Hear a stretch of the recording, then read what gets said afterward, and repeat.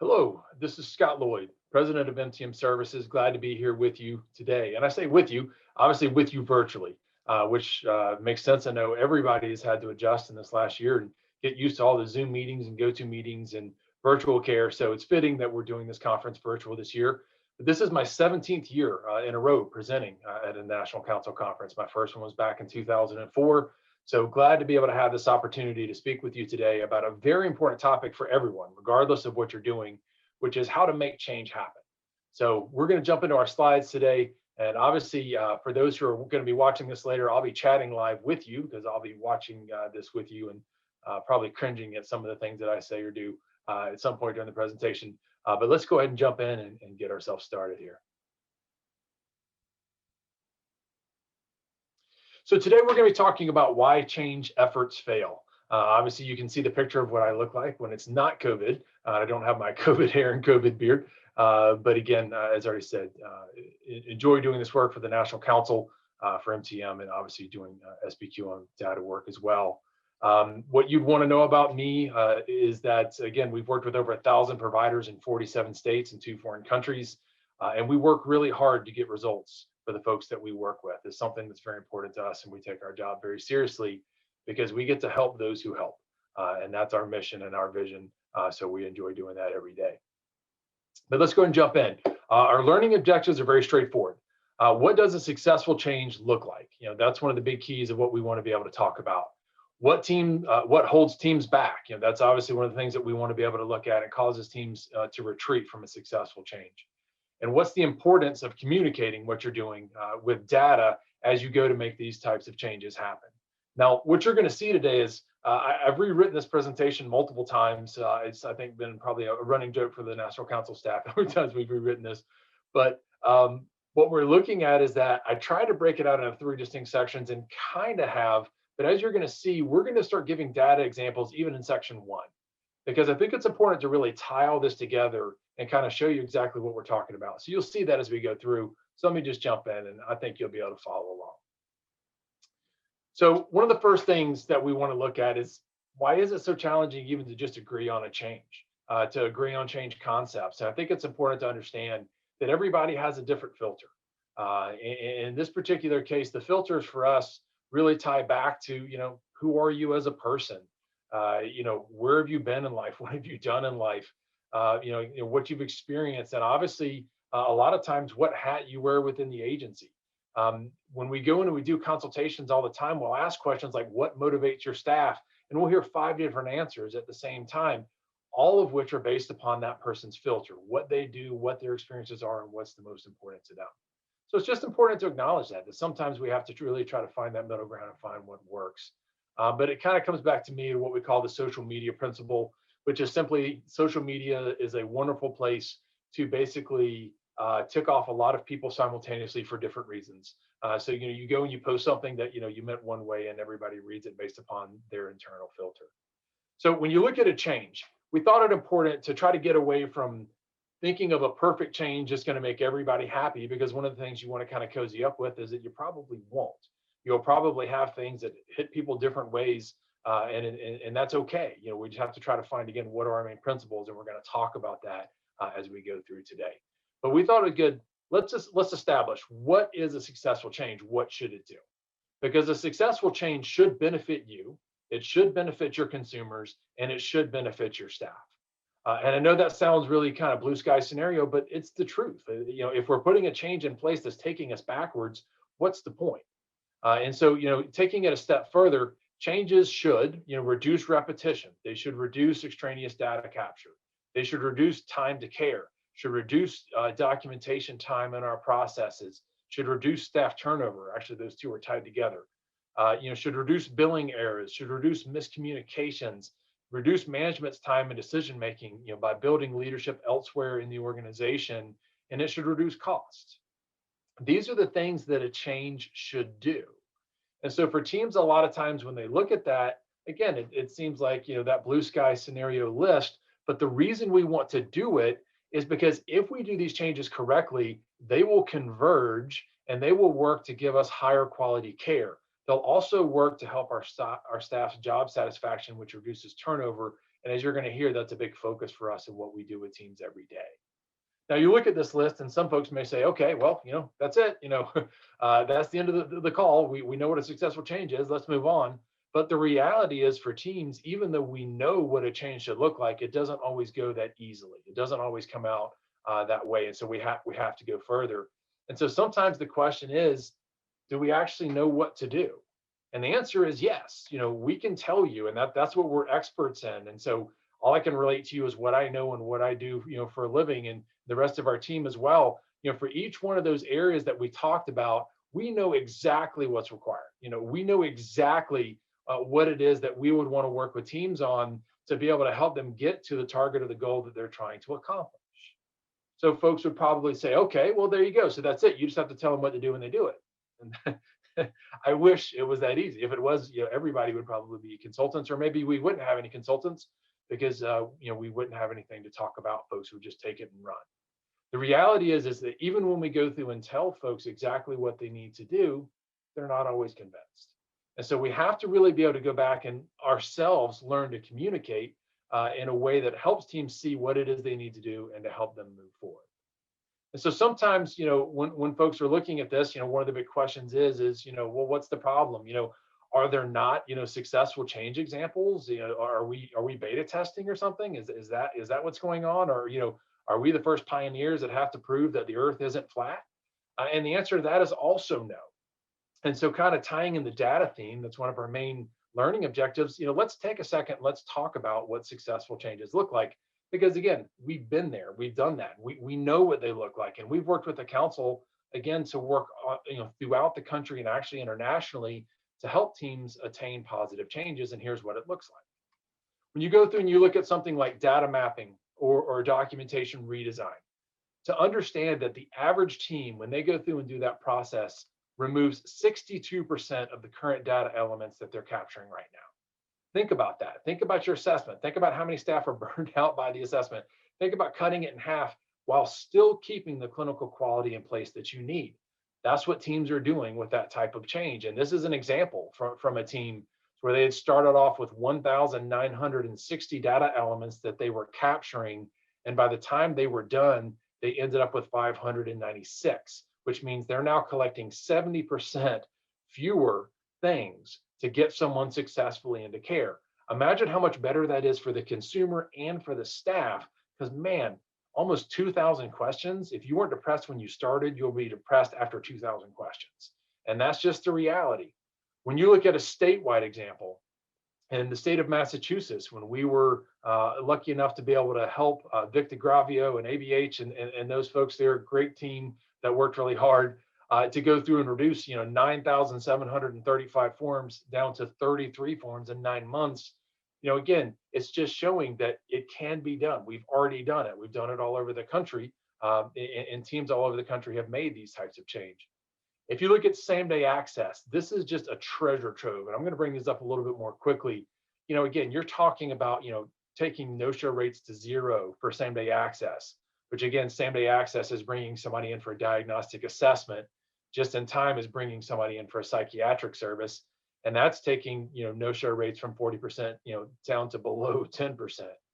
We're getting people in within 3 days or fewer, or 7 days, compared to where we were before, which was at a month or a month and a half, depending on which one you're talking about. We're looking at consumer approval ratings of 97 to 98%. We're talking about significant return on investment. We're talking about high clinical diversion rates. We're talking about attaining better outcomes through higher engagement. We're looking at the fact that both can be done in virtual environments. These are all things that are exceedingly positive that are happening in our system. And we even, if you look at this graphic here on the side, it's one of the grants that we facilitated for the National Council. It's where, for the folks that went through this grant, and there was about 40 centers that took part, they were reducing the staff time in the process by 40% in just 6 months' time. That was generating significant savings for them. They were seeing more people. They had cut their wait time in half in that first 6 months and went on to cut it, significantly, again, another 50% to get down to that 7 to 10 day time frame. When we talk about these changes, they're significant. They're not, kind of changes. They're big changes. When you talk about utilizing data and KPIs, what that's allowing us to do is to see that a lot of organizations have a lot of revenue that they're expecting to bill, but they're not actually billing it out. They have a lot of FTEs worth of what we call unrealized service capacity, which is hours that I'm expecting someone to deliver, but they don't. And we're going to talk about why they don't. We're going to talk about the changes for that here in just a moment. We also see a lot of organizations that, because we're not able to hit all of our goals and our targets, we see a lot of turnover. And turnover for us costs a lot in regards to capacity, in regards to revenue, the retraining time, all those kind of things. And then more importantly, all the clinical relationships are breaking due to turnover. So, again, what we're trying to get to is to not spend that $500,000 a year retraining people, because we're not utilizing the right data, or we're not utilizing key performance indicators to work with our staff and to make sure that they have the targets that are actually attainable and helping them to get there. And so, when we go in and look at, and this is one of the reports that we had done for team. Obviously, we blacked out the names here, and this was on the final page. For this team to see that they had 40,000 hours of direct service time that they were expecting their staff to deliver, but they were not, which equates to about $4.6 million in revenue. That, again, not asking staff to exceed what their current target is, just to get to the target, it would generate another $4.6 million in revenue for them. That's not a dollars and cents thing, except that it would allow them to pay more. It would allow them to buy new computers. It would allow them to do a lot of things. And that's what these changes are always about, is improving our systems, improving our quality of life. You go in and you look at this, back office management, for example, we see teams that are writing off 7 figures worth of their billings just because they were too late turning them in, or they were utilizing the wrong codes. Or we see folks in E&M coding that are afraid to bill the higher codes, even though they should be or could be. And this is an example of the difference. And what you want to focus in on this is actually here on the right side. This is an actual live chart out of SPQM, our data system for one of our clients. And what we were looking at was which codes they were billing, or which codes, more importantly, in this case, their medical team was billing. And what you're looking at, this gray, is the 99213 code. That is a mid-level med check code. What you'll notice over here that's highlighted, this is the 99214. And why it's important that all of a sudden the 99214 is rising up and becoming the top billed code for this organization is that every time you take a step up, you increase your revenue by 10 to 15%. And what was happening for this team was they had done all the system checks. They had everything they needed to be billing at that higher code, but ultimately they were just afraid to. And so when they went in and we did that training, and you can see where we did that training here in July, they realized that they were already capturing everything that they needed. They were able to move forward. That's a change. That's a tangible change. They had a target and they hit a target. And that's what we do in these types of environments. So when you look at that, and we try to go through those really quickly, and hopefully quickly enough, but I wanted everybody to see those types of numbers should be a slam dunk. We should be able to come in and say, hey, you got a 5-to-1 return on investment. You got happier staff. You got happier consumers. Let's go. And we should be able to just do that. And what actually happens is management teams get excited, change managers get excited, the people in our pitch meetings, they get excited. But then when we start trying to put that change into place, all of a sudden, that's when staff come together. And it's maybe the most unified you'll ever see your staff, as they're coming in and trying to tell you all the reasons why we can't make this change happen. And so what we look at in that regard, and we look at that kind of list around why change efforts fail, it's because teams get stuck. And they get stuck because they come into a change looking to adjust what they're doing now instead of actually changing. And I'm going to go into that further in just a moment when we get into our next section. But as well, to be honest, a lot of this is just mental. We have a lot of folks that, again, they really didn't want to be a manager. They really didn't want to be a supervisor. They wanted to be a social worker. They wanted to be a counselor. And through time and over time, they've now been promoted into a leadership role. And so ultimately now they find themselves, in a challenging spot, because, this is not what they really wanted to do. And so just even making a stand to say, hey, we need to go in this direction is challenging for them. And we're going to talk about that. A lot of it is just culture. We've always done it this way. We've always seen it this way. This is how we were taught. Making that change is, people are going to be upset if you make this change. It's just that cultural issue that teams really struggle with. They want to talk to you about all the things we've tried to do in the past that failed, But the problem is that why most of them fail is because most teams can't see the whole problem. Most of the changes that we face that we really need to do, and most of the challenges that we face that lead us to needing to change, they're not singular. It's not that I can just go in and change one part and everything is going to be okay. If I've got a significant wait time, or I have a significant turnover issue or documentation issue or whatever it is that I have, it's a system issue. There's normally multiple things that touch that, and I need to make sure that I adjust all of those things, or else whatever I change is not going to be able to support itself. And so for teams, they struggle a lot of times because they have a lack of real or actionable data. And so we're going to be talking about the importance of that and what needs to happen for that, as we go through today.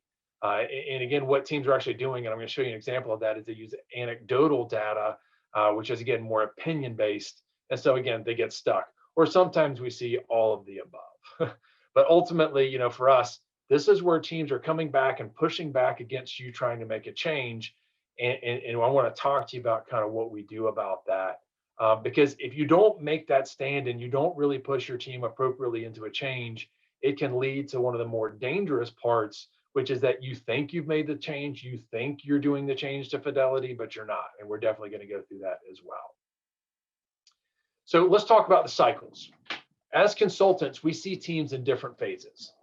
One of the first phases that we see are to where teams are still processing internally and they're not really to data yet. And it kind of starts with, hey, staff are exhausted, we need to do something.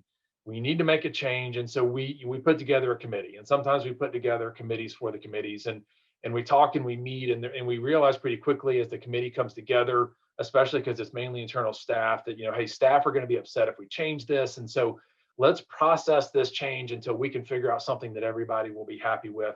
And I'll give you a spoiler alert, you'll probably never get there. We don't see many changes that everybody is 100% happy with. We once had a team shoot down the idea of giving everybody a bonus because they couldn't agree on who should get what level of bonus. Literally, we were trying to take a vote of, can we give free money to all the staff, and they couldn't approve it. When you go beyond that, it's, hey, staff are exhausted, and now we're realizing that, we need to make a change, and we've been processing this forever. So, we need data, for our goals. We need to set targets. But what we then very quickly realized for almost all of the organizations that we work with when we first start, the data they're working with, it's not clean, it's junk. And so, we need to clean our data, but that's we just don't have time. And remember, staff are exhausted, and we just can't. So we'll just keep going forward with what we have. And so we just stop. Or if you look at where it is for consultants that come in, and they're bringing us in, it's, hey, staff are exhausted. We've tried all these other things. Let's bring in a consultant, but hey, that's going to cost money. Well, yeah, but right now, so is this. All these endless committee meetings cost a lot of money, or utilizing data that's not accurate or clean is costing you a lot of money. So that's one place that staff gets stuck. But then if we go beyond that, then now it's, hey, we can't afford to change. We can't change. We can't change our EHR. Or we can't change these systems that aren't really working for us. Because remember, staff are exhausted. And again, we don't want to spend the money, or staff are exhausted. So we just keep doing what we're doing until basically it finally just all comes crashing down. And so what we're looking at today is saying, again, a change is actually making something different. It's actually picking a target and moving towards it. But that's what we're going to look at. So let's go forward. Because the reality of what we've been doing to this point is we've been setting up our systems to what might happen instead of what actually is happening. We set up to our worst case scenarios, and you've probably heard that. The two consumers that'll be upset, the two staff that'll be upset.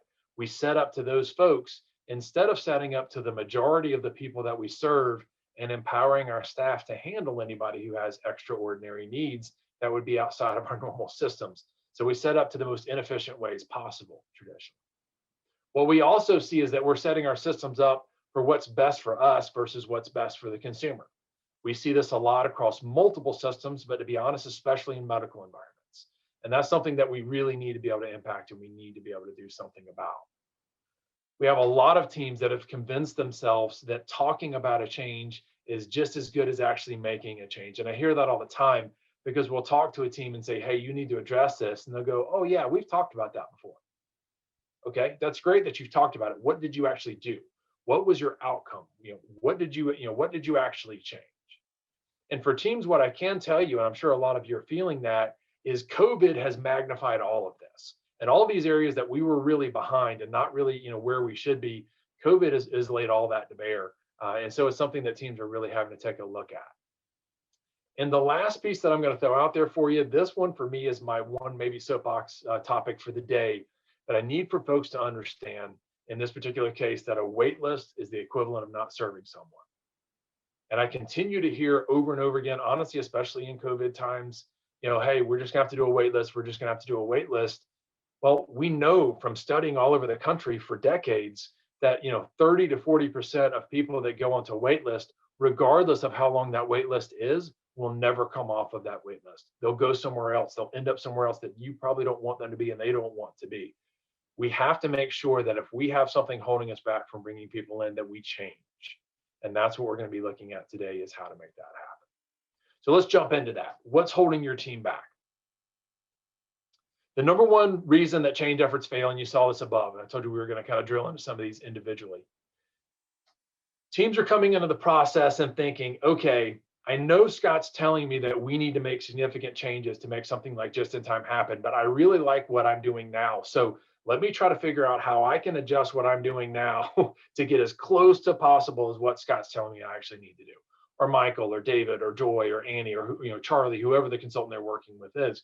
It's a natural reaction. People like what they're doing and they want to adjust versus actually changing. And you have to watch for that if you're the one leading the change. Because ultimately what we see again is that teams are going in therefore and doing partial implementations, or they're cherry picking the parts they like and leaving the rest with disastrous consequences. Because if you're not putting the system into fidelity, then don't put it in. And that's what teams are finding time and time again. And I'm going to give you some further examples of that and kind of what that looks like, even some of the checklists we've even had to create to help teams see if they're actually doing the change or not. The best way to overcome this is to tie to a solid change reason and also to set a solid change target. One of the best ones out there for everyone, regardless of what you're doing, be it CCBHC or not, is to look at the value of care equation. The value of care equation is very straightforward, but it's something that we like to try to make sure that everybody understands. For years, what we've seen is that providers have been looking at the services that they're delivering, and the quality of those services has been their focus. It's a great focus. So trust me, I'm not saying it's a bad focus. The challenge, however, is that our funders have been coming in and saying, we understand that you're delivering high quality services, and that's great, but there's a cost curve issue here, and we need to talk about that. And our providers are responding with, yeah, but we're really high quality, and we've been doing this for 30 years, and everything's good the way it is. And so there's a huge disconnect between these two topics, and it's been there for a long time. Definitely the majority of my 23 years in the industry, I've seen that very clearly. And so the Center for Medicaid and Medicare Services came back and said, okay, we're going to add outcomes to this, because obviously if you're delivering high quality services, you should be able to show that what you're doing is benefiting your consumers. And that's how we're going to make a value determination, is that ultimately we're going to go back and we're going to look at who can attain the highest level of positive movement for staff's functionality, or excuse me, for consumers' functionality. And in that particular case, do it at the lowest possible price. Now, I would be remiss to not point out that most clinical staff don't like that. Most clinical staff don't like to focus on dollars and cents. But what I need everybody to understand is that our funders, federal, which now everybody else is following suit because they're going to follow what federal funders are doing, that is how they are now giving out their contracts. That is how they're now doling out those contracts. So for us, we need to be able to understand that. Now, here's the good news. All the changes that we go through, the changes that we went through above and that I told you about above, they all work to increase quality while reducing costs. So you can have both. And so when you're going through and you're establishing a change, you need to establish what are your targets around that change, around quality, around cost, whatever it may be. Because again, the value of care equation, it looks at both. When you look at quality, it has its own list of things that we're doing to increase quality. If you look at cost, a lot of these are kind of the warnings around cost and the things that you want to kind of watch out for. And we'll go into that a little bit more. But all of these can give you targets to really tie your change to say, hey, these are the things we need to do to better engage our consumers and to make our staff happier so that we have a better environment all the way around. Okay. So find that target, find that reason, The value care equation offers a lot, and if not, find something else, but make sure that we have that in place. When you talk about CCBHCs in particular, moving into those higher funding environments and seeing those CCBHC grants and all the wonderful things that have been coming down the pipe, and the National Council has done a lot of work to make that happen. We've tried to help it, as one of their strategic partners and platinum partners to help make that happen. But the challenge for me is that sometimes I'm in meetings and I'm hearing people say things like, "Oh, well, cool. Now I don't have to worry about staff productivity anymore." That's not the case. What these grants are about, or any kind of funding environment is about, is that we need to continue to change and improve our systems, because hiring low producing staff without fixing the issues that are causing your current staff to struggle is not a sound strategy. It's not going to work well for you long term, because the CCBHC grants, and everybody knows this, they've said it from moment one, they're not sustainable long term. These are meant to be a vehicle to help us transition now. So what are we changing? What are we doing to make sure that we're impacting those areas of challenge, not just carrying them forward, to the next round of staff? Okay. Give you an example of that. Had a team that we worked with recently, and they wanted us to help them hire 2 doctors. And I'm going to highlight a couple things really quickly on this chart. The reality for this team is that as we went in and we were looking at this for them, what we ultimately were able to help them see was that, if they were to go in and continue doing what they're doing now, it wouldn't be a good situation for them, because they were expecting a 50% productivity rate. You can see how many hours that is if you want to make a comparison.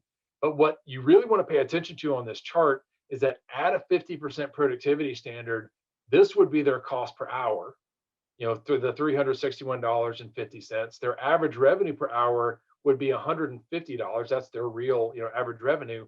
So when you look at their margin here, you can see that it's a negative $211. It means that right now, for their current medical staff, they're losing $200 or over $200 an hour for every service they deliver, and they want to hire 2 more. Now, the other big thing that you'd want to understand is that that 50% productivity rate was what they were hoping or expecting their providers would deliver. The reality in this particular case is that their providers were delivering at a significantly lower level. And so, as a matter of fact, when you go in and you look at that and what they were actually doing, in this particular case, they were delivering at closer to, well, let's see, we're having a little bit of a Zoom moment there. Let me get back to a drawing and see if we can get something. There we go. So I've got 23% that we have, was their reality of what they were billing. So when you look at their real cost and the same revenue, they were actually losing currently $632.47 per hour. And again, these are not fictitious numbers. This is a real life example. And these teams were thinking that they needed to go in and that they needed to hire more doctors because their doctors were billing at a higher rate. But as you can see from this, what they really needed was to make a change. They needed to make a change to be able to allow their staff to hit the production numbers that they needed to hit to increase their capacity and lower their costs. Okay? So when you look at that, one of the big things that I want to make sure everybody understands, because sometimes we talk about productivity, people can get a little antsy. Productivity is not a measure of how hard staff are working. Productivity is a measure of how well our systems are working to support our staff. So if we're not doing what we need to do as managers and leaders, then we're going to have, again, unrealized service capacity, the direct service hours that we are expecting our staff to deliver versus what they can actually attain and deliver for us because they're fighting against our systems. So when we're looking at this, we really need to be able to understand that system noise are those areas that you want to tag onto for a change. And when you're talking about, making a change and making a change happen, I want to directly go after system noise. Those are those changes that are going to be the best for me, for my staff, for my consumers, because system noise is anything that keeps staff from being able to do the job they want to do, which is helping a consumer in need. Okay. And we're going to give you some examples of that and actually show you some data about that, because we want to do something about it. We don't want to just sit back and just let that continue. Okay. Because a lot of times, it kind of how I visualize it is managers are saying to staff, hey, just go see your clients, just go encounter people. And they're just making it just sound so kind of wispy and just like this light lift and, kind of laid back. But for the staff, it feels like this. It's not a beach ball. It's an Atlas stone. It's it's a lot harder than what a lot of times management teams are saying or thinking. And so the question is that, when we're focusing on high quality care, and that's the whole point of what we're doing, how is it or why is it that we're making it so hard on our staff? And when you look at that and you say, but Scott, you're saying it's a heavy lift and you're saying it's hard. What do you mean by that? I'm talking about all the self-inflicted damage that teams have with their paperwork, with their overgrown systems, with IT challenges and regulations. And you can read all the things that are listed here.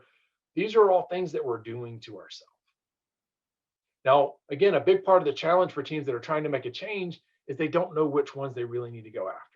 So they might pick one and they pick it in the wrong order, or they again, they don't understand how they're all interlaced. And that's where the data portion of this presentation is so important, and why we're going to give you some data examples at the end to remind you that we really do need that data to pick out what's wrong and what we need to go after. Now, I've dreaded an iceberg slide. I've avoided it for 23 years, but this is the dreaded iceberg slide because it's the best thing that I could think of. It's the only real, the way to show that, again, what most teams are looking at is what's above the surface. It's their gut feel, it's their opinions, it's their worst case scenarios.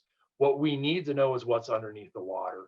We need to measure, we need to really understand if it's our IT systems, our documentation, it's our back office, what is it? Is it stagnant caseloads that don't allow us to bring people in a timely manner? What is it that's going on? Okay. So without measurement, we're not going to be able to see that. And so that's what we really want to do in our changes. Okay. And in that, when you talk about the data, that's also going to allow you to see, did you implement the change to fidelity? Okay. We have teams all the time. I can't even begin to tell you that, they've gone forward either with a partial change, or again, that kind of cherry picked change to where they took the parts they liked and left the rest. And so now they're going back and, creeping back to the old way of doing things. Or, again, if they were cherry picking, a lot of times they even started, out of fidelity to begin with. But when you go and you talk to them, they'll say, oh, sure, we're doing same day access, or, oh yeah, we're doing just in time, or, we already do costing, but they're not doing it correctly. And so that's, again, where teams get stuck because they don't have the data. They didn't have the original target to know, hey, what was our goal and have we gotten there? Because that's really what we have to be able to do. So like, for example, for same day access, and let me just kind of pop all these up so we're not sitting here bouncing around real quick. When I look at this, if you're turning people away or clients are having to try multiple times to get in, then that didn't happen in the same day. Therefore, it is not same day access. Now, might you have to turn people away on a really, really crazy day, kind of an anomaly kind of day? Sure. But if it's happening all the time, which we see for a lot of teams, it's not same day access. Are your clients lining up early for limited spots, and getting in fist fights over the last spot? That's not same day access. Same day access should be that we're helping whoever walks through our door. And you think I'm joking about fist fights? I'm not. And we have reports of that where teams are doing it incorrectly, and that's causing that. If you're doing same day access correctly, people should be walking in at their leisure and they're seen. They're not worried about whether they're going to be seen or not. That's the whole point.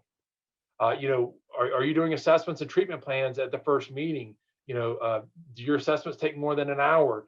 These are some of the checklist items that if you've set those as your targets, you're going to know if you're there or not, and you're going to know if you're creeping away from that.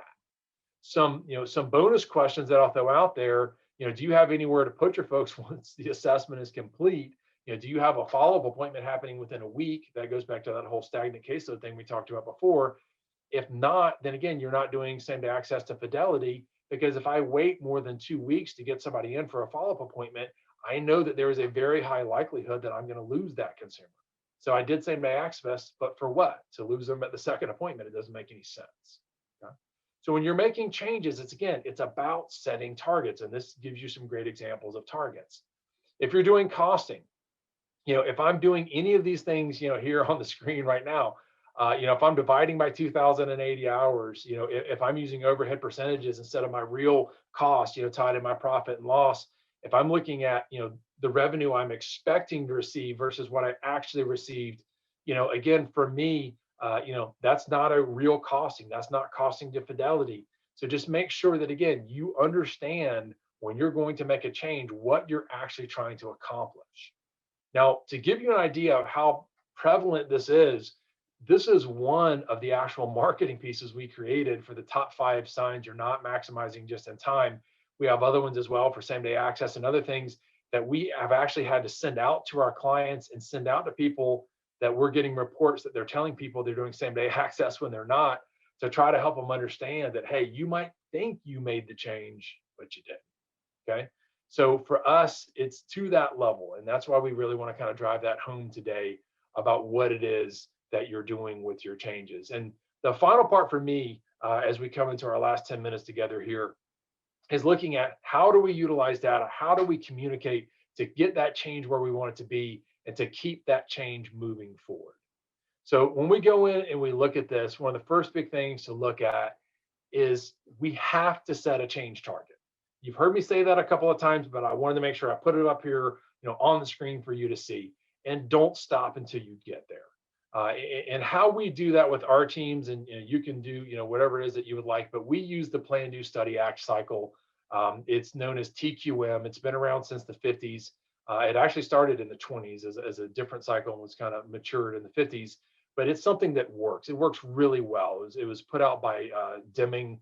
And so it's something you can go back and research. It's not something we're beta testing. We know that it works. And the key to it is that we're going to plan, and we're going to plan in a limited amount of time. And we're going to go out and we're going to do what we have planned for a limited amount of time. We're going to measure what we've done. And if we've made the change that we thought that we should, we're good. If not, we're going to plan again and we're going to do the cycle again.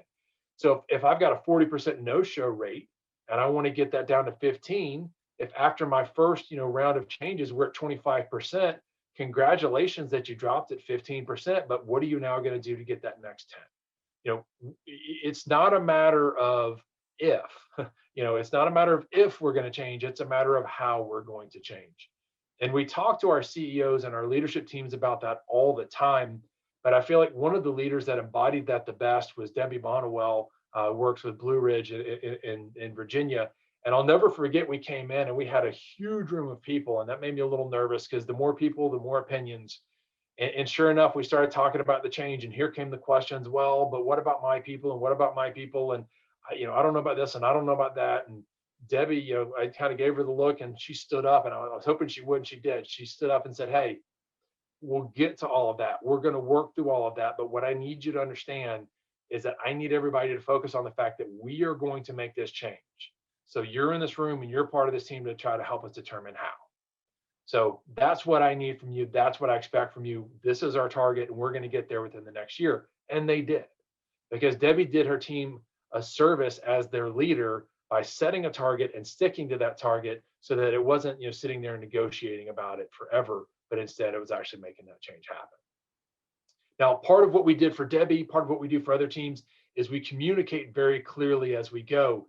And I want to put that out there because that can also be something that really submarines a change, where people are already anxiety or have anxiety around, a change as it is that in the absence of sound data and information, staff will assume or believe the worst things possible. Okay. And what I mean by that, we've literally seen teams quit or had team members quit over complete rumors. Somebody just made something up, completely just bogus information. Somebody heard it and got so upset that they left. But it was because they didn't know, they didn't have a place to really go and verify and confirm, is that actually true? So what we would highly suggest for those that are making a change, set up a solid communication channel for your staff. Make sure that it's very, very obvious. Select a solid data system so that your teams all have a common place to draw their data from, and they're not utilizing different charts or different sources that might have contraindicators. But make sure, again, we have solid communication and we're communicating out with data. So again, establish clear timelines for when and how you will communicate. Is that going to be on a website? Is that going to be an email? Is that a newsletter? Is that, what is it? But, let staff know that, hey, unless you hear it from this person, it's not real. Because as you get into change, again, you have folks that just start making assumptions and making up theories, and you want to make sure you can squash that from the beginning and keep everybody focused on what you actually want and need them to be doing.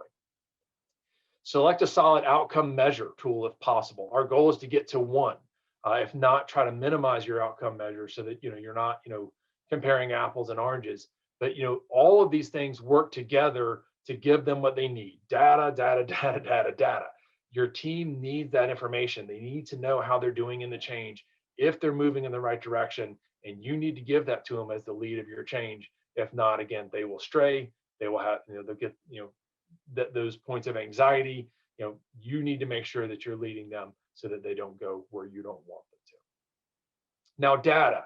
Remember, there's left brain data and there's right brain data. And pretty much all of the data we're talking about is right brain data. Right brain data for me is, can I get somebody in a timely manner? Because if I can, they're going to come back, they're much more likely to come back to engage and to better engage in long-term services, better med adherence, better treatment adherence. Therefore, they're going to get to a better outcome more quickly so I can appropriately discharge.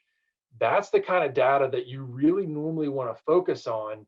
And what we found is that if you'll focus on that type of clinical data and you'll hit those types of clinical targets, the left brain stuff, how much stuff costs, cost and revenue, widget building kind of stuff, it'll take care of itself. So again, when you're setting those change targets, know your audience, know who you're talking to, know what's going to motivate them. And for most of our folks, especially in the clinical realm, it's about quality care, it's about engagement, it's about outcomes. That's where you want to go. Okay. Now, an example of anecdotal data, and I'm going to throw in a personal example really quick. For those who don't know, actually, my brother was diagnosed with ALS in 2017. At that time, we decided, to go out and to purchase cars and to go race and do something we thought we'd do someday when we were retired. Because with ALS, kind of that someday is now. And we've been very grateful to raise over $170,000 for ALS research in that time frame. But I bring this up as an example to give you an example of what we call anecdotal data. What we see for a lot of teams, again, when we talk about that gut feel or opinion, it would be, like this slide that I use all the time, to where I ask people, hey, if you were at the track with us at this first day to where we went to Charlotte Motor Speedway to race, and these were our first cars, they're both 2015 Z28s. I ask people in presentations all the time, which one would you want to drive? What I can tell you is that about 75 to 80% of the folks pick the black car. So they think it's really pretty car. It is beautiful. I think it's in the front of the frame. There's a lot of different reasons. That car was my brother's. My car was the white car. But again, 8 out of 10 of our folks, pick the black car. Until I point out that car at the time had about 500 horsepower, whereas my car at the time had about 700 horsepower. And all of a sudden, a lot of the people that picked the black car jump to the white car because they want to go faster. Now, sometimes I have people that pick the white car that want to go to the black car because they don't want to drive something that fast. But that's the difference. Anecdotal data is, again, around gut feel. It's around what I think. What I need and what teams need is real data. They need those data points. They need that information. So make sure that in your communications, you're giving them that clear data and what that looks like. And here's an example of that. When you look at something out of our SBQM data system, what we were showing this team was actually the impacts of COVID, but in doing so, we kind of noticed another trend, and I'm going to give it to you pretty quickly here. What you're looking at in this particular regard, and you can actually see it circled here, and these are the two comparison points. What I'm looking at, in this particular case, is that ultimately, what I'm able to do in this particular case is to show you that the blue line is 2018. So, you can see that, this is January, February, all the way through December. So each one of these points just represents the month that's below it. It's a very, again, very easy chart to read.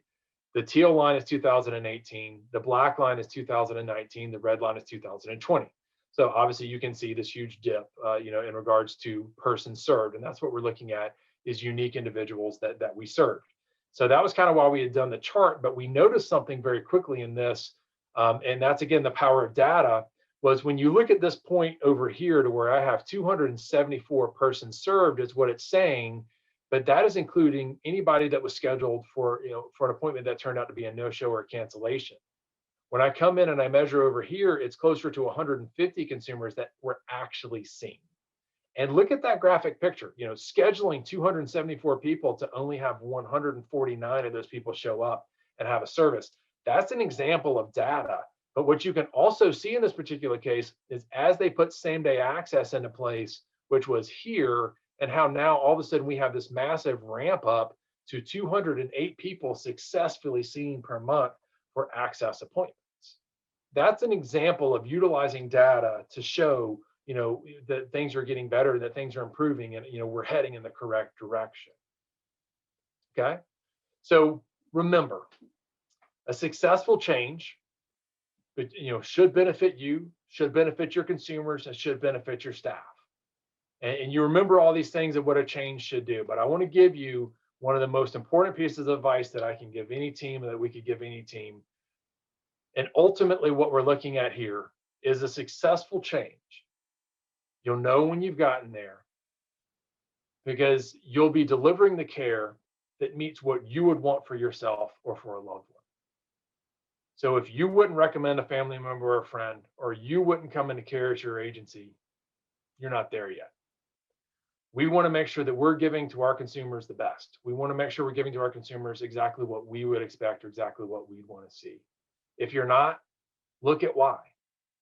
Pick a change target, pick a goal, pick a time frame, and don't stop until you get there.